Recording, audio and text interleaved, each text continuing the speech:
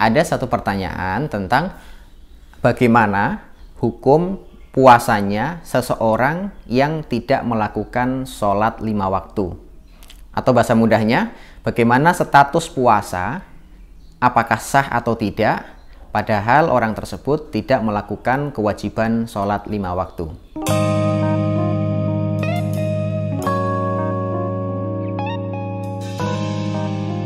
Assalamualaikum warahmatullahi wabarakatuh. Alhamdulillahirabbil alamin, hamdan wa syukran lillah. Teman-teman yang dirahmati Allah Subhanahu wa taala, masih dengan saya Ahmad Hilmi di channel Mas Hilmi Ngaji Fikih. Teman-teman yang berbahagia, ada satu pertanyaan, bagaimana status hukum puasa bagi orang yang tidak melaksanakan sholat? Atau dalam bahasa lain, orang tersebut menjalankan puasa Ramadan secara baik, namun di sisi lain dia tidak melaksanakan kewajiban sholat 5 waktu. Apakah puasa yang dia jalankan itu sah atau tidak? Atau apakah puasa yang dia jalankan ini mendapatkan pahala atau tidak? Teman-teman sekalian, perlu kita ketahui bersama bahwa setiap ibadah yang Allah Subhanahu wa taala bebankan itu kepada kita, maka ibadah itu berdiri masing-masing. Ada kewajiban sholat, maka sholat ini berdiri sendiri, dan ada kewajiban puasa, maka puasa ini berdiri sendiri. Dan itu pun nanti akan berlaku untuk semua ibadah yang lain. Ada zakat, ada haji, dan lain-lain, itu semuanya berdiri masing-masing. Artinya kalau ada orang sholat, menjalankan sholatnya secara baik, maka sholat itu mendapatkan pahala. Kalau ada orang menjalankan puasa secara baik, maka puasanya akan mendapatkan pahala dan sah di sisi Allah Subhanahu wa taala. Mudahnya seperti itu. Namun kalau kita kembalikan pada pertanyaan tadi, apakah sah puasanya orang yang tidak melakukan atau tidak mendirikan sholat 5 waktu? Maka jawaban itu ada dua versi. Yang pertama adalah alasan orang tidak sholat itu karena malas atau tidak sempat atau yang lainnya. Maka kalau bilang, kenapa Anda tidak sholat? Jawabannya, saya malas. Maka orang tersebut dianggap berdosa, tapi tidak sampai mengeluarkan dia dari Islam. Namun ketika dia masih tetap menjalankan syariat yang lainnya seperti puasa, berzakat, dan lain-lain, maka puasa yang dia jalankan secara baik itu tetap mendapatkan pahala dan sah menurut hukum.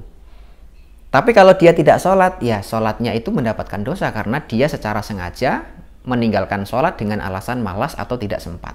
Gitu. Artinya pada jawaban versi pertama tadi, kalau alasannya masih seputar malas, seputar tidak sempat, karena apa segala macam tadi itu, tapi dia masih puasa, maka puasanya dapat nilai sendiri di hadapan Allah Subhanahu wa taala, namun tidak sholatnya mendapatkan dosa di sisi Allah Subhanahu wa taala pula. Tapi kalau versi yang kedua, kalau jawabannya kenapa Anda tidak sholat, jawabannya sholat tidak lagi wajib untuk saya, gitu. Maka jelas orang yang seperti ini tidak sholat dan sekaligus ketidaksolatannya itu dianggap keluar dari Islam. Kenapa?